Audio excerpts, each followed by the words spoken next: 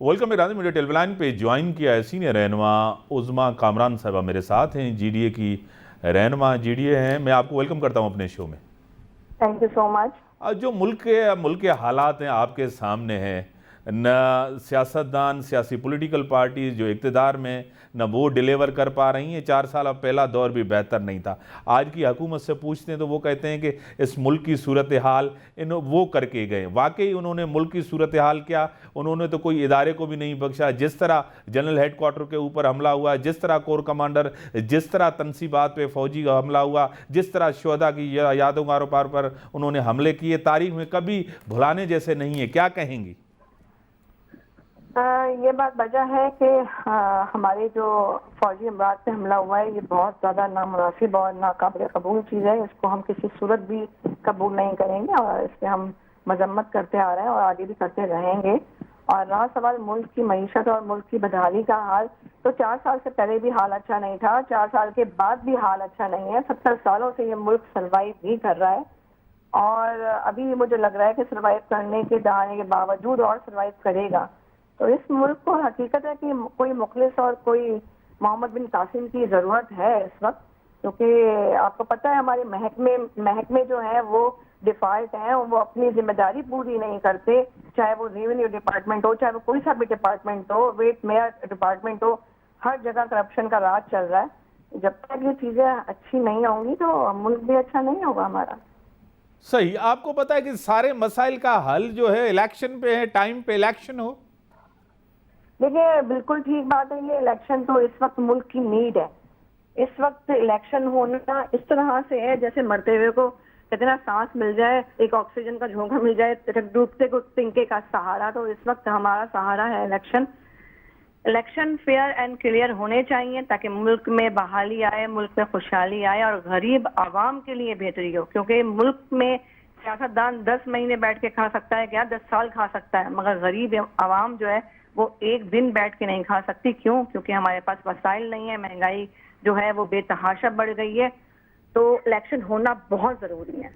अब इलेक्शन की तरफ जिस तरह दो बड़ी सियासी जमातें हैं उनकी क़यादत, जिस तरह दुबई में मुशावरत जारी है, वो भी यही कह रहे हैं कि वक्त के ऊपर इलेक्शन होगा। जीडीए इलेक्शन के लिए तैयार है? बिल्कुल तैयार है। अल्हम्दुलिल्लाह 2018 में भी हमने जम के मुकाबला किया था। हार जीत जो है वो नसीब की बात है और कुछ लोगों में शऊर की बात है। हम बिल्कुल तैयार हैं, वक्त पे इलेक्शन होने चाहिए। और पीपल्स पार्टी का मेयर भी बना, आपको पता है, वो तो कह रहे हैं हमारी कारकर्दगी अच्छी है। मेयर भी कराची का पहली दफ़ा ज़िंदगी में, यानी पूरी सियासी कैरियर में पीपल्स पार्टी का मेयर डिप्टी मेयर बना है। वो कहते हैं हमारी हमारी हमारी सबसे ज़्यादा कारकर्दगी बेहतर है, इसलिए कराची के लोगों ने हमें वोट किया है।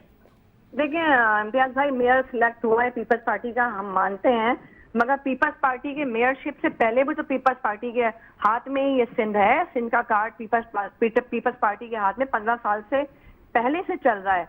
तो तब वो बहाली नहीं लाए तो अब क्या बहाली लेके आएंगे? और जो हमारे मेयर साहब ने ट्विटर पे लिस्ट जो है वो शो ऑफ करवाई थी कि ये नाले जो हैं ये बनने जा रहे हैं, उसमें मैं आपको बताऊं, काफी जगह कोट करूं मैं आपको, अख्तर कॉलोनी वाला जो नाला है एक यूनिवर्सिटी के नियरेस्ट, वो नाला अभी तक टूट फूट का शिकार है। वो नाला अभी तक नहीं बनाया गया, वो पूरा रोड जा रहा है। और गुरु मंदिर वाला भी आपको पता है सारा काम चल रहा है, वो भी नहीं हुआ। तो देखें, बातें कम करें, काम ज्यादा करें। आपके हाथ में 15 साल से पहले से ही पावर है। आज मेयर सिलेक्ट हुआ जरूर है, मगर पावर आप लोगों के हाथ में पहले। ये अच्छी बात है कि मेयर पीपल्स पार्टी का ही सिलेक्ट हुआ है। क्यों? क्योंकि किसी और पार्टी का होता तो फिर इनको फंडिंग नहीं होती, उनके साथ मसले मसाइल होते।